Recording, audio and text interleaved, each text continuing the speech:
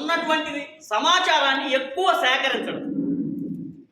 ఉదాహరణకి చరిత్ర తెలుసుకోవడం, అది జ్ఞానం. మన ప్రధానమంత్రి, ఇప్పటి ప్రధానమంత్రి దగ్గర నుంచి భారతదేశ చరిత్రలో ఉన్న ప్రధానమంత్రులందరి పేర్లు చెప్పండిరా అని అనగానే కుక్క తిప్పుకోకుండా వెనక్కి చెప్పుకుంటూ వెళ్ళిపోవడం, అది జ్ఞానం.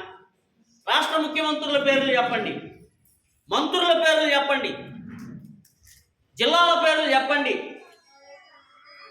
ప్రపంచంలో ఉన్న దేశాలు ఎన్ని, వాటి రాజధానులు ఏంటి, ఏ దేశం ఎందుకు ప్రతీతి, ఎటువైపు ఏ ఎక్కువ పంటలు పండుతాయి, ఏ జనాభా ఏం మాట్లాడతారు, వారి సంస్కృతి ఏంటి, వారి సాంప్రదాయం ఏంటి, ఇదంతా ఒక జ్ఞానం.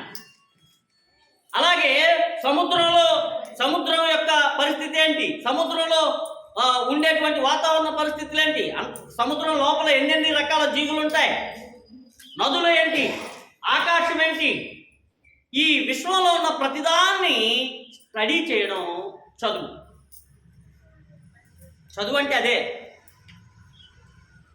బైబిల్ చదువుకు వ్యతిరేకం కాదు. ఇంకా చెప్పాలంటే బైబిల్ ఏమని చెప్తుందంటే, ఆజ్ఞాపిస్తుందంటే చదవండి మీరు. ఎక్కడ చూస్తాం ఇది మనం చదవమని దేవుడు చెప్తున్న సంగతిని? రోమాపత్రిక 1వ అధ్యాయము 19వ వచనం చదవండి.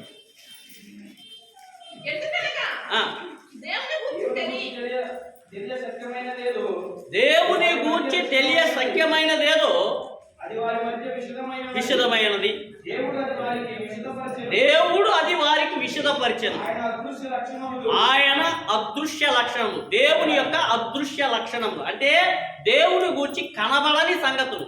దేవుణ్ణి మనం చూడలేం, దేవుణ్ణి మనం ప్రత్యక్షంగా తాకి చూడలేం, కానీ ఆయన అదృశ్య లక్షణములు అంటే గుప్తమై ఉన్నటువంటి ఆయన లక్షణాలు, అదృశ్య లక్షణములు అనగా ఆయన యొక్క నిత్య శక్తియు. ఆయన శక్తి ఏంటో ఏమండోయ్, ఆయన ఎంత శక్తివంతుడో, ఆ నిత్యము ఉండే శక్తి ఎంత ప్రభావం కలిగిందో మనకు అర్థం కావాలంటే ఆయన నిత్య శక్తియు, ఆయన దేవత్వమును, జగదుత్పత్తి మొదలుకొని, అంటే జగత్తు అని అంటే విశ్వం, యూనివర్స్. యూనివర్స్ అనే దానికి ప్రారంభం ఉంది, ఈ సృష్టికి ప్రారంభం ఉంది. ఆ సృష్టి మొదలుకొని, ప్రారంభించినది మొదలుకొని చేయబడిన వస్తువులు, దేవుడు సృజించిన వస్తువులు. ఆయన ఏమేమి వస్తువులు చేశాడు చెప్పండి? ఆకాశం, భూమి, సముద్రము, సూర్యుడు, చంద్రుడు, నక్షత్రాలు, వెలుగు, చీకటి, జీవరాశులు, చేపలు, పక్షులు, మనిషి, చెట్లు, జంతువులు, సమస్తం. మీరు చదివేదేంటి? ఎక్కడికి వెళ్ళినా, ఏ చదువులోకి వెళ్ళినా ఇవే. ప్రైమరీ అక్షరాలు నేర్పేటప్పుడేమో ఆ అమ్మ చదవలేదు మీరు, ఈ ఇల్లు, ఈ ఊ ఉడత, ఊ. ఇదే కొంచెం కొంచెం కొంచెం కొంచెం వెళ్తే ఉన్నత చదువు వెళ్ళేసరికి ఆవు, ఆవు యొక్క ఎనాటమీ. వాస్తవంగా దేవుని వాక్యంలో చదువును గూర్చి ఇవ్వబడినటువంటిది ఏంటంటే, ప్రతి చదువు ఏమైనా తీసుకెళ్ళాలంటే వావ్ దేవుడు ఎంత గొప్పవాడా అనేలాగా చేయడానికే చదువు ఇవ్వబడింది.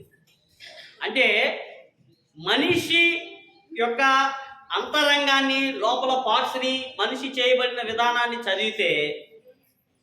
చదివిన తర్వాత మనిషి ఏమన్నాడంట? వావ్ అన్నాడు. దావీదు అన్నాడుగా, నీవు నన్ను చేయబడిన విధము చూడగా నాకు భయమును ఆశ్చర్యమును కలుగుతుంది. మనందరికీ గుండె ఉంది, ఉందా? అందరికీ ఉందా? మగ పురుషులందరికీ గుండె ఉందా? ఎన్ని గుండెలు అంటారు కదా మీరు? ఒకే గుండె ఉంటుంది మనిషికి. ఎన్ని ఉంటాయి? ఒకటే ఉంటుంది. ఈ గుండె పనితనాన్ని చూసి చూడండి, మానవ పరిశోధనలో కనుగొన్న ప్రతీది కూడా మానవుడు తన సొంతంగా ఏది కనుక్కోలేదు.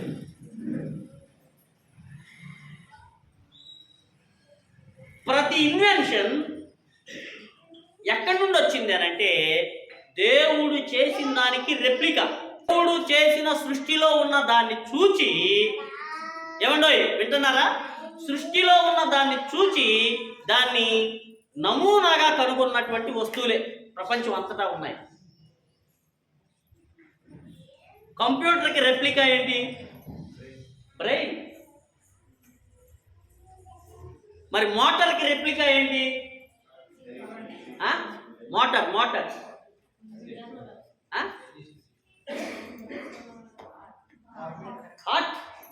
హార్ట్ పని ఏం చేస్తుంది? పంపింగ్. ఏం పని చేస్తుంది? ఏం పంపింగ్ చేస్తుంది? బ్లడ్. ఎన్ని గంటలు? మన గుండె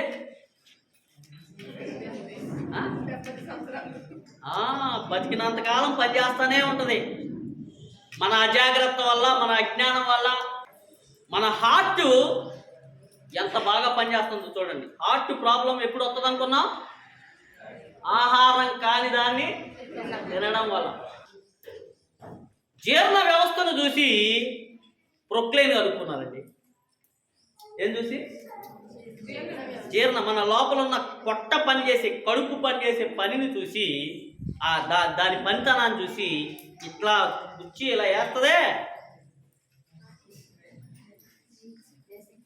అలా ఉంటుంది లోపల. ఎంత అద్భుతమో! చదువు ఎందుకు ఇవ్వబడింది అని అంటే ఆ చదువు చదివి దేవుణ్ణి మహిమ, అబ్బా ఎంత గొప్ప దేవుడు. ఉదాహరణకి మీ ఇంట్లో ఒక మంచి బొమ్మ వేసి పెట్టారు, మీ చుట్టం లేదా నేను మీ ఇంటికి వచ్చా, ఆ బొమ్మ చాలా బాగుంది. ఆ బొమ్మను చూడగానే ఏమంటాం మనం?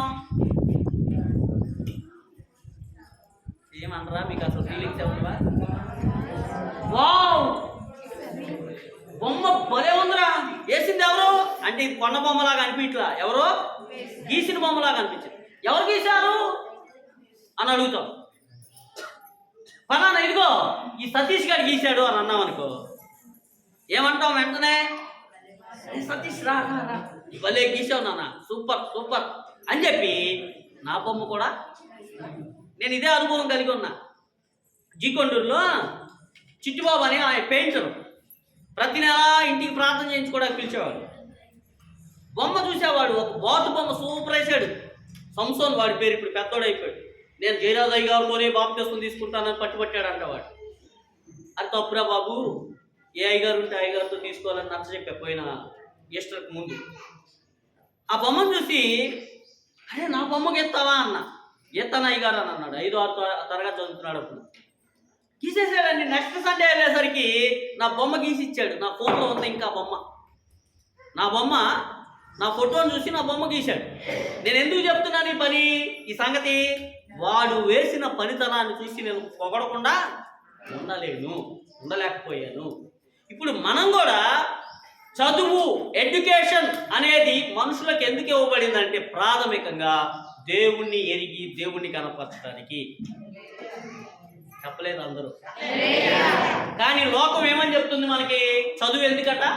కోటి విద్యలు ఎంత అబద్ధం. కూటి కొరకు కాదు, దేవుణ్ణి తెలుసుకోవడం కొరకు మనకి విద్య ఇవ్వబడి. దేవునికి స్తోత్రం. ఈ విద్యను అభ్యసించడానికి మన పిల్లల్ని, ఆ మాటకు వస్తే మనం కూడా విద్యార్థులమే, నిత్యం చదువుతూనే ఉండాలి. దేవుని యొక్క మహిమ కొరకు, దేవుని గొప్పతనాన్ని తెలుసుకోవడానికి, దేవుని ఔన్నత్యాన్ని తెలుసుకోవడానికి మనం నిత్యం విద్యను అర్థిస్తూనే ఉండాలి. అలాగే మన పిల్లలు చదువుకోవడానికి మనం వారికి తగినంత ప్రోత్సాహాన్ని ఇవ్వాలి. చదువు మన మధ్య ఎంత తారతమ్యాన్ని తెచ్చేస్తుందో చూడండి. చదువుకున్నటువంటి బలం. కష్టపడి చదివించి మా నాన్న మాకు పొలం కొనలేదు, స్థలం కొనలేదు, ఏం కొనివ్వలేదు, కానీ చదువు ఇవ్వడం వల్ల వాటన్నిటికంటే బలమైన చదువు మాకుంది. బలం. హల్లెలూయా, హల్లెలూయా, గట్టిగా చెప్పాలి. ఇప్పుడు ఇక్కడున్న మీలో ఎవరైనా ఫీజు కట్టడం దండగా, చదివించడం దండగా అని అనుకుంటుంటే నేను మీ అందరికి ఇచ్చే సలహా ఏంటంటే, నువ్వు పొలం అమ్మైనా సరే మీ పిల్లల్ని చదివించు. ఎంతగా ఉందా? నువ్వు పొలం కొనుక్కోవడానికి ఎలా అప్పు చేస్తావో, ఒకవేళ నీకు డబ్బులేమో తగ్గితే అప్పు చేసి కొందాం అనుకుంటావు కదా, ఈ అప్పు ఎట్లాగైనా తీర్చుకోవచ్చు, ఈ స్థలం కొనుక్కోవాలి, ఇప్పుడు ఈ పొలం కొనుక్కోవాలని అనుకుంటాం కదా, అలాగే నీ పిల్లల కోసం అప్పు చేసైనా చదివించు. చదివించడానికి వెనుకాడొద్దు. ఎడ్యుకేషన్ ఈజ్ మోర్ ఇంపార్టెంట్, చాలా ప్రాముఖ్యమైనది.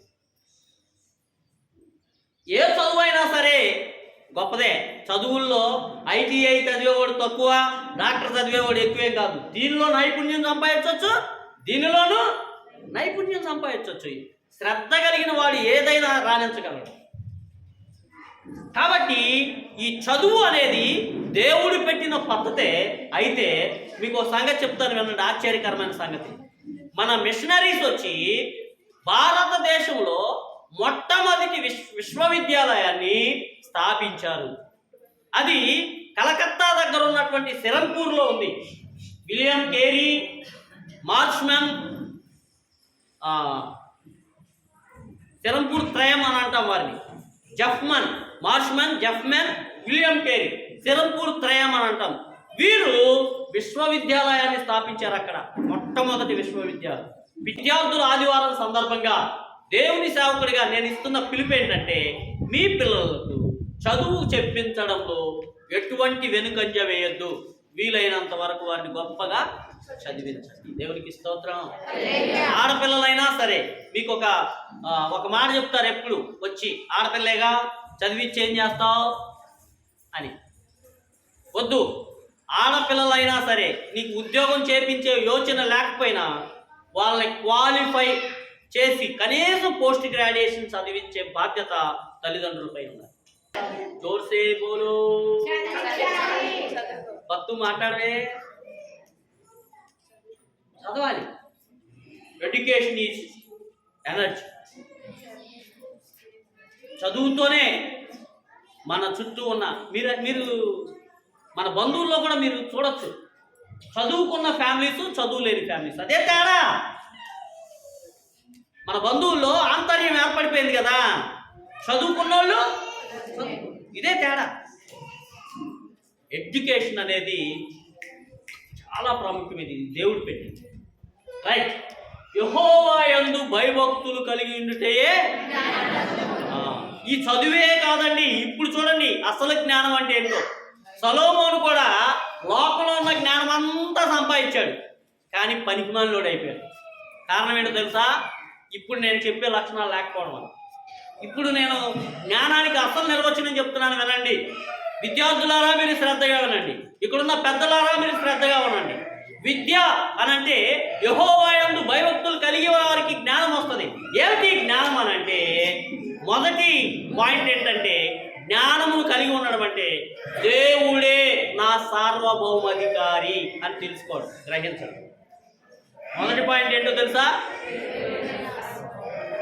అసలు జ్ఞానం, అసలు శిశులైన జ్ఞానం ఏంటంటే, దేవుడే నా సార్వభౌమాధికారి, దేవుని అధికారం క్రింద నేనున్నాను అని గ్రహించడమే అసలు జ్ఞానం.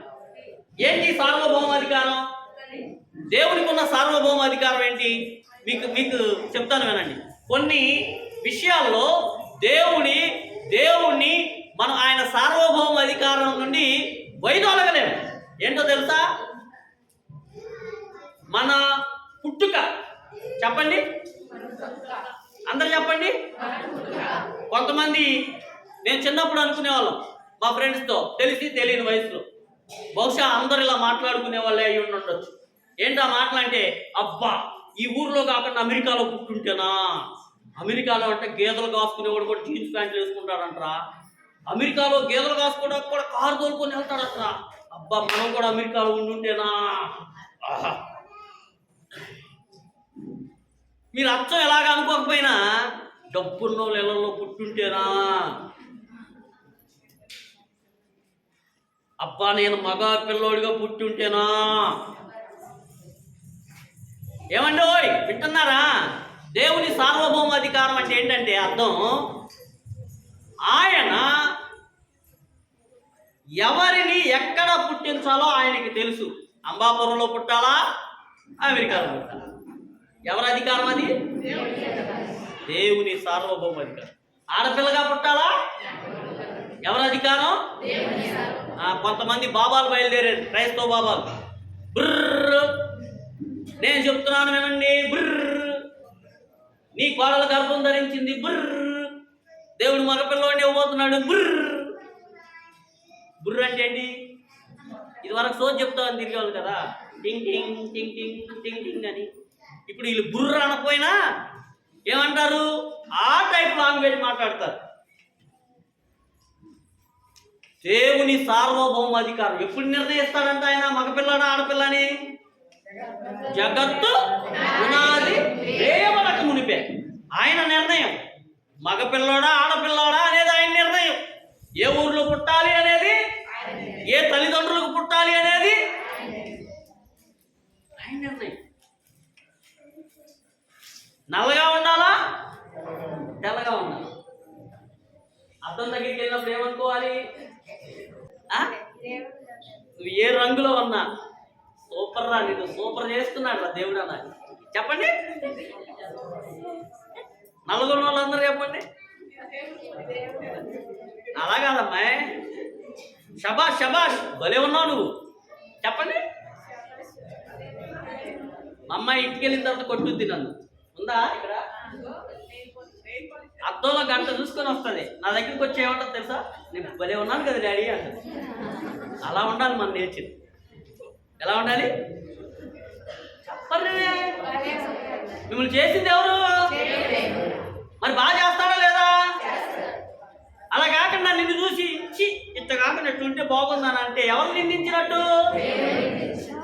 నీకు తెలియకుండానే నువ్వు దేవుణ్ణి దూషిస్తున్నావు. నీ ప్రమేయం లేకుండానే నువ్వు దేవుణ్ణి దూషిస్తున్నావు. మన జీవితాల్లో ఇది జరగకూడదు. మనం జ్ఞానం కలిగి ఉండడం అంటే మొదట ఆయన సార్వభౌమాధికారాన్ని ఒప్పుకోవడం. దేవునికి స్తోత్రం, దేవునికి స్తోత్రం. యేసు ప్రభు ఈ భూమి మీదకి వచ్చి ఆయన అధికారానికి లోబడ్డాడు. ప్రార్థన నేర్పించమంటే, తన శిష్యులు ప్రార్థన నేర్పించమంటే ఆయన ఏమని నేర్పించాడు? నీ చిత్తమే నెరవేరునుగాక. నా ఇష్టం కాదు ప్రభువా. ఇప్పుడు క్రైస్తవులు అందరూ చేసే ప్రార్థనలు ఏంటి? నా ఇష్టం జరగాలి, నా ఇష్టం ప్రభువా, నా కోరిక తీర్చు, నా కోరిక తీర్చు, నా కోరిక తీర్చు. ఎవరి కోరిక తీర్చాలి మనం? గట్టిగా చెప్పండి. మీ కోరికలు తీర్చబడతాయి ఇక్కడికి వస్తే అని అంటే దేవాలయం నిండిపోతుంది. చెప్పండి, మనం అందరం ఎవరి కోరిక తీర్చాలి? దేవుని ఇష్టాన్ని నెరవేర్చాలి, మన ఇష్టం కాదు. అపొస్తలుడైన పౌలు దేవునికి సమర్పించుకున్న తర్వాత ఆయన స్టేట్మెంట్ ఏంటి? నేను ప్రభు క్రీస్తు కొరకే బ్రతుకు, క్రీస్తు చిత్తమే నెరవేర్చా, క్రీస్తు ఇష్టమే. యేసుక్రీస్తు ఈ భూమి మీద శరీరధారిగా ఉన్నప్పుడు ఆయన సిలువకు కొన్ని దినాలు ముందుగా ఆయన ప్రార్థన చేశాడు. గెత్సెమనే వనంలోకి వెళ్ళి ఏమని ప్రార్థన చేశాడు? భయంకరమైన సిలువ శిక్ష ఆయన ముందు ఉంది. భయంకరమైనటువంటి శ్రమ గుండా ఆయన వెళ్ళబోతున్నాడు. ఆ శ్రమలో ఆయన ఏం చేశాడు తెలుసా? ఆ శ్రమ తప్పించమని దేవుని సన్నిధిలో ప్రార్థన చేశాడు. అయ్యా, నీ చిత్తమైతే, నీకు ఇష్టమైతే ఈ గిన్నె మళ్ళీ తేరుకొని వెంటనే ఏమన్నాడు? అయినను నా ఇష్టం కాదు, నీ ఇష్టమే, నీ చిత్తమే. దేవునికి స్తోత్రం, దేవునికి స్తోత్రం. దేవుని సార్వభౌమ అధికారానికి లోబడ్డం జ్ఞానం అని అంటే మొదటి పాయింట్. చెప్పండి అందరూ, అందరూ పక్కన వాళ్ళతో చెప్పండి, దేవుని అధికారానికి నేను లోబడతాను. మన అధికారానికి ఒప్పేసుకోవడం, తీసేసుకోవడమే. నా ఇష్టం అనేది కాకుండా నీ ఇష్టానికి నేను లోబడతాను, నీ ఇష్టానికి నేను. దేవుని సార్వభౌమ అధికారానికి లోబడాలి. చూడండి 130 నుంచి వరకు. ఆయన తనకిష్టమైన దంతయు, అండర్లైన్ దిస్ పాయింట్, ఆయన తనకిష్టమైనదంతయు ఆయన తనకిష్టమైనదంతయు మళ్ళీ చెప్పండి. మనకిష్టాన్ని జరిగించేది కాదు ఆయన, మన ఇష్టాన్ని జరిగించేవాడు కాదు ఆయన. ఆయనకిష్టమైనదంతయు జరిగిస్తాడు. దానియేలు గ్రంథం 4:35 వచ్చింది.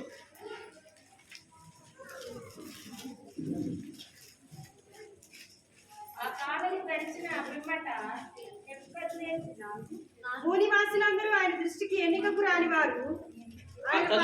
ఆయన పరలోక సేన చివరి మాట్లాడండి.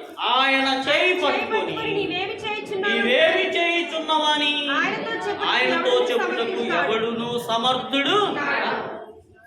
నువ్వెందుకు ఇలా చేస్తున్నావు అని దేవునితో చెప్పగలగడానికి ఎవ్వడు సమర్థుడు కాడు. ఆయన సార్వభౌమ అధికారం క్రిందను మనం ఉండాలి. ఆయన అధికారాన్ని ఒప్పుకోవాలి. ఆయన అధికారాన్ని ఒప్పుకోవాలి. ఆయన అధికారిగా మనం గుర్తించి లోబడిపోవాలి. ఇదే జ్ఞానం. దేవుని సార్వభౌమ అధికారాన్ని ఒప్పుకోవాలి. మనకేమున్నా లేకపోతే మనకు సంతోషం, మనకి కష్టం అనిపించినా మనం ఎవరి ఇష్టాన్ని ఒప్పుకోవాలి? కష్టం అనిపించదు అసలు అదే సంతోషాన్ని ఇచ్చేది. కాకపోతే మనకు అప్పుడు అర్థం కాదు, అంతే తేడా. దేవుని సార్వభౌమ అధికారాన్ని ఒప్పుకోవడమే జ్ఞానం. యవనస్తులారా చెప్పండి, విద్యార్థులారా చెప్పండి, దేవుని సార్వభౌమ అధికారాన్ని ఒప్పుకోవడమే.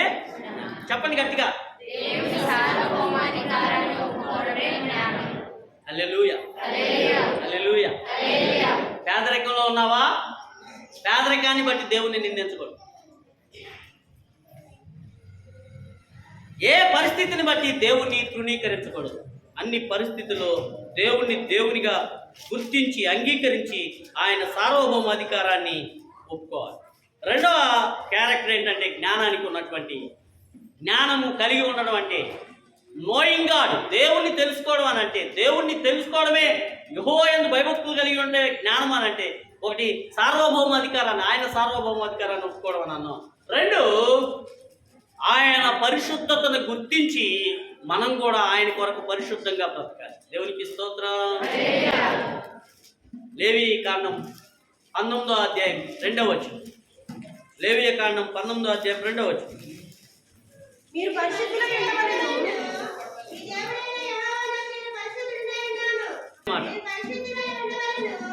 ఏమై ఉండాలంట? మనం పరిశుద్ధులమై ఉండాలంట.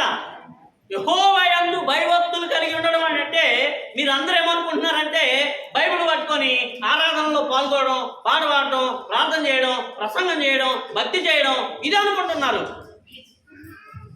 దేవుని యందు భయభక్తులు కలిగి ఉండడం అని అంటే అర్థం ఏంటంటే ఆయన పరిశుద్ధుడని గుర్తెరిగి మనం ఎలా ఉండాలంట? హల్లెలూయా. ఇంకొక మాట చదవండి. నిర్గమాకాండం 19వ అధ్యాయం 6వ వచనం. సమస్త భూమియు నాదే కదా, మీరు నాకు యాజక రూపమైన రాజ్యముగాను పరిశుద్ధమైన జనముగాను ఉందిరని చెప్పుము. నీవు ఇశ్రాయేలీయులు ఎందుకు ఎన్నుకున్నాడట?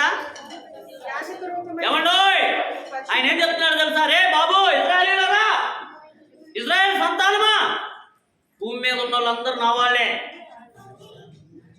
నేను మిమ్మల్ని ఎందుకు ఎన్నుకున్నాను తెలుసా? పరిశుద్ధ జనాంగం అంటే ఎలా ఉండాలో, దేవుని జనాంగం అంటే ఎలా ఉండాలో, దేవుని యందు భయభక్తులు కలిగిన వారంటే ఎలా ఉండాలో చూపించడానికి నేను మిమ్మల్ని ఎన్నుకున్నాను. దేవునికి స్తోత్రం. ఆయన జనాంగం ఎలా ఉండాలి? పరిశుద్ధత అంటే ఏంటి? పరిశుద్ధంగా అంటే 2 విభాగాలు చేయొచ్చు. ఒకటేంటంటే దేవునికి సంబంధించిన విషయాలు. ఏంటండి? చెప్పండి గట్టిగా, అందరూ చెప్పుడి. అంటే దేవునికి సంబంధించిన విషయాల్లో పరిశుద్ధత గురించి ఆయన ఒక మాట తేటగా చెప్పేశారు. 10 ఆజ్ఞల్లో మొదటి ఆజ్ఞ ఏంటి? నేను తప్ప వేరొక ఉండకూడదు. దాని కంటిన్యూషన్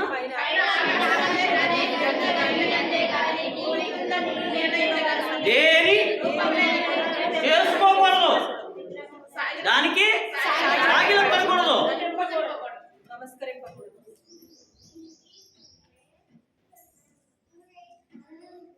విగ్రహారాధన దానికి యేసుక్రీస్తు ఏం చెప్పాడు తెలుసా?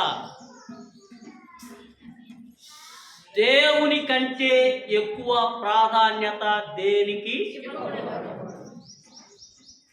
అలా ఇస్తే ఏంటి? ఏం చేసినట్టు? వ్యభిచారం చేసినట్టు. ఏం చేసినట్టు? అందరూ చెప్పండి.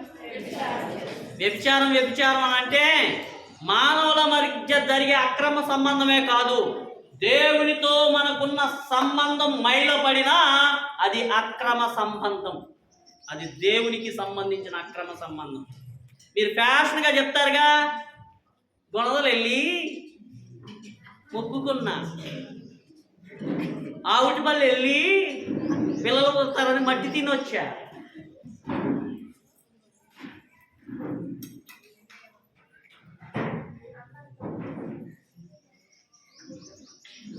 ఏంటి ప్రార్థనకు రాలేదు? పిల్ల ఒక్కటే ఉందని నీకు అర్థమవుతుందా? అర్థం అవట్లేదా? నిజమే. దేవుని కొరకు మనం ఏం చేయాలంటే కమిట్ అయిపోవాలి. ఎంత కష్టమైనా సరే. పిల్ల ఒక్కటే ఉంటే పిల్లని ఎంత పెట్టుకొని సంకలో పెట్టుకొని తీసుకొని రావాలి. పిల్ల కోసం దేవుని దూరం చేసుకోవడం ఏంటి? దేవునితో మన సంబంధం పర్ఫెక్ట్గా ఉండాలి. పర్ఫెక్ట్గా ఉండాలి. దేవునికి మనకి మధ్య మన సంబంధాన్ని చెడగొట్టేది ఏదైనా దాన్ని ఏమని పిలుస్తున్నాడంటే అక్రమ సంబంధం అని పిలుస్తున్నాడు. అది ఏ రకమైన విగ్రహమైనా. అంటే మనం పటాలు లోపల పెట్టుకోకపోవచ్చు, ఇళ్లలో లేకపోవచ్చు, మన లోపల అనేకమైన విగ్రహాలు ఉన్నాయి. మన పనే మనకి విగ్రహం అయి ఉండొచ్చు.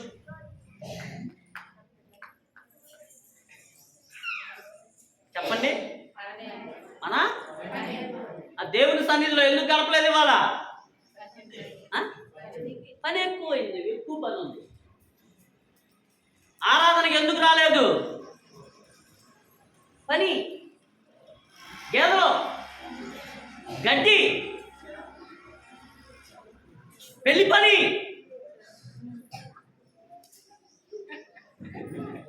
నిజం, తేలిక తీసుకోవద్దు. Very serious about it. దేవుడు ఏమంటున్నాడు తెలుసా? మీ సంబంధం నాతో మొట్టమొదట సంబంధం నాతో సరిగా ఉండాలి. I'm holy because you to be holy. నేను పరిశుద్ధుడు కనుక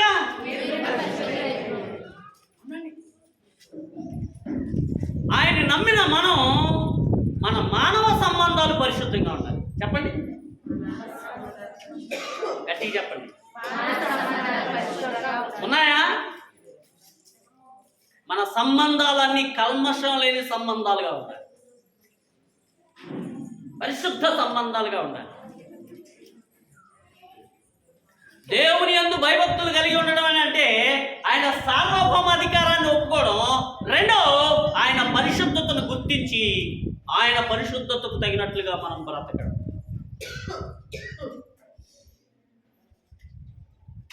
చూడండి, హోషేయ గ్రంథం 11వ అధ్యాయం 9వ వచనం. నేను మీ మధ్య పరిశుద్ధ దేవుడును. అంటే వాస్తవంగా ఆయన పరిశుద్ధతకు భంగం వాటిల్లితే మనం చావాలి. అంత పరిశుద్ధుడు ఆయన. కానీ ఆయన ఏమని కనికరం చూపుతున్నాడంటే, నేను పరిశుద్ధుడు కానీ మనుషుడిని కాను, మిమ్మల్ని దహించినంతగా నేను కోపించను. దేవునికి స్తోత్రం. ఈ నూతన నిబంధనలో కూడా అంతే పరిశుద్ధుడైన.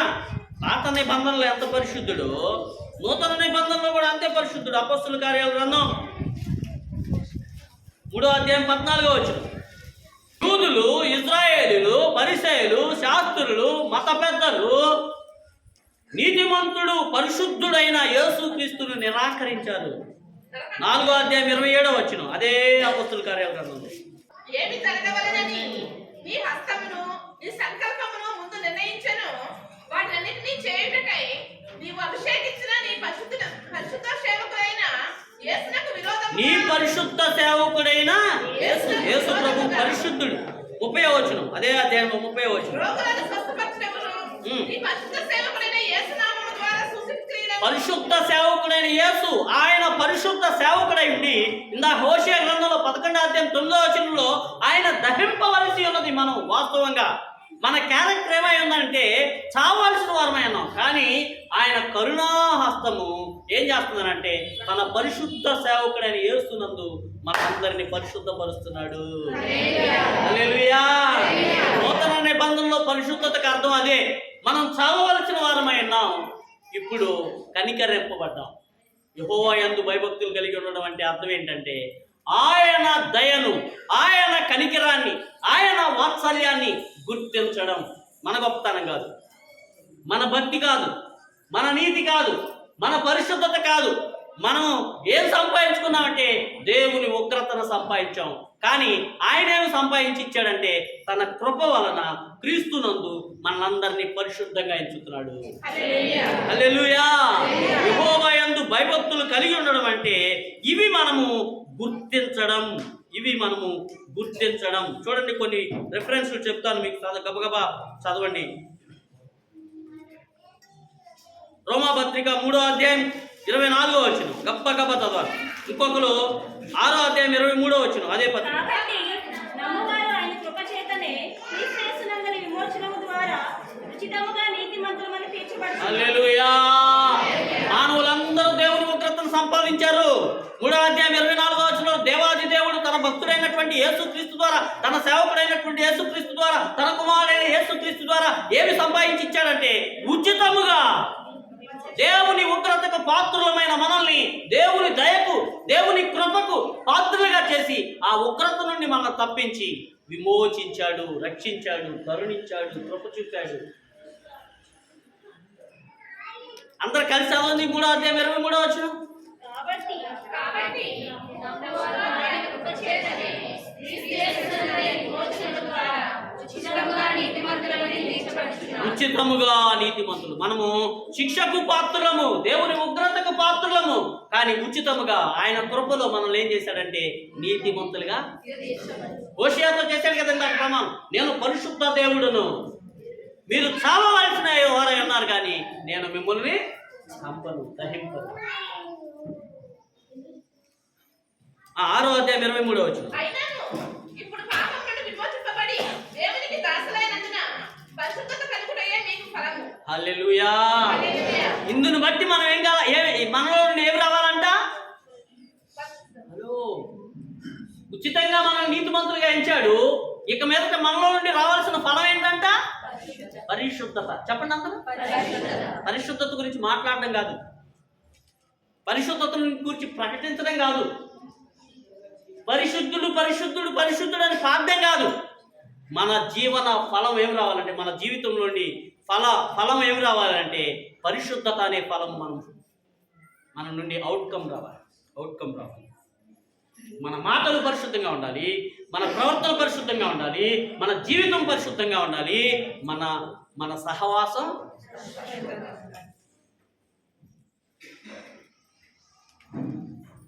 తీతుకు రాసిన పత్రిక 3వ అధ్యాయము 3వ వచనం నుంచి చదువు.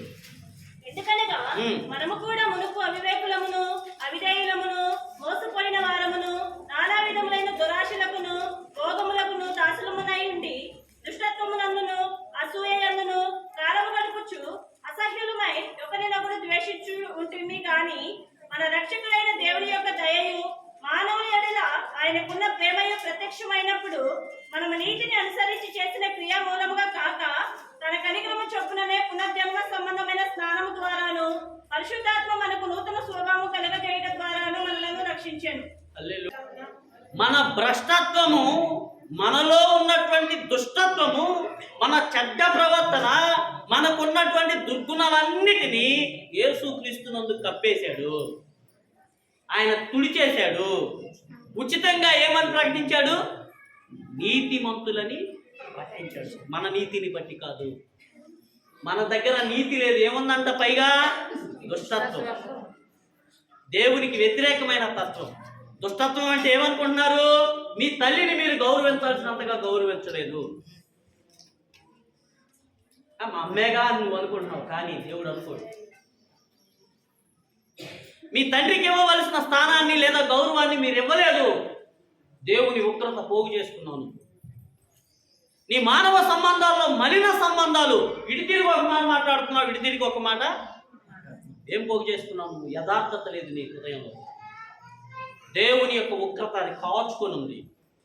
అందుకే కుమారుడైన క్రీస్తు విమోచన క్రయధనం చెల్లించాడు కోసం. ఈ కనికరం, ఈ దయ దేవుడు నీపై చూపించుతున్నాడని గ్రహించడమే దేవుని యందు జ్ఞానం, దేవుని యందు భయం. విస్తరించి మాట్లాడటం టైం అయిపోయింది. చాలా సంగతులు ఉన్నాయి కానీ చెప్పడానికి నేను ముగిస్తున్నాను. దేవుని యందు, యెహోవా యందు భయభక్తులు కలిగి ఉండడం అని అంటే అర్థం ఏంటంటే దేవుని సార్వభౌమాధికారాన్ని ఒప్పుకోవడం. ఆయన పరిశుద్ధుడని గుర్తించి ఆయనకు పరిశుద్ధుడిగా జీవించడానికి మనం ప్రయత్నం చేస్తాం. ఆ ప్రయత్నంలో మనకేమర్థమైందనంటే మన నీతి ఇంకా ఆయన ఉగ్రతకు కారణమైంది. యేసుక్రీస్తు అవసరమయ్యాడు. ఇప్పుడు యేసు వైపు చూచి నీ కనికరం కావాలయ్యా, నువ్వు చూపుతున్న కృపను బట్టి, యేసు రక్తాన్ని బట్టి నన్ను విమోచించు అని అంగీకరించడమే, ఆయన మీద ఆధారపడడమే దేవుని భయం కలిగి ఉండడం. ఈ విషయాల్లో మనము మరొక్కసారి సరి చేసుకుంటే దేవుళ్ళు స్థిరంగా నిలబడగలరు. మోకరించండి, ప్రార్థన చేసుకుందాం.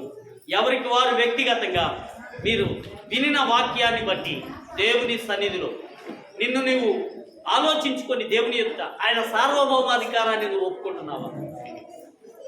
నీ జీవితంలో ఉన్న ప్రతి సందర్భాన్ని బట్టి, ఆయన చిత్తాన్ని బట్టి, oh my daddy, oh my God, I love you, నీ చిత్తమే, నీ సార్వభౌమాధికారమే నా జీవితంలో జరగాలి. నా ఉద్దేశాలు, నా సంకల్పాలు, నా ఇష్టం కాదు నాయన, నీ ఇష్టానికే నేను లోబడతాను, నీ సార్వభౌమాధికారాన్ని నేను ఒప్పుకుంటున్నానని ఆయనకి విధేయత చూపు. నీవు పరిశుద్ధుడవు నాయన, నీకు తగినట్లుగా నేను బ్రతకడానికి ప్రయత్నం చేస్తాను. నాకున్న అవిధేయత, నా అజ్ఞానం నీ ఉగ్రతను సంపాదించింది. కానీ నీ కుమారుడి మీద ఆ ఉగ్రతను మోపి నన్ను ఉచితంగా కనికరించావు, నీకు వందనాలు. ఇక మీదట నీ కొరకు బ్రతుకుతాను నాయన అని తీర్మానం చేసుకుందాం.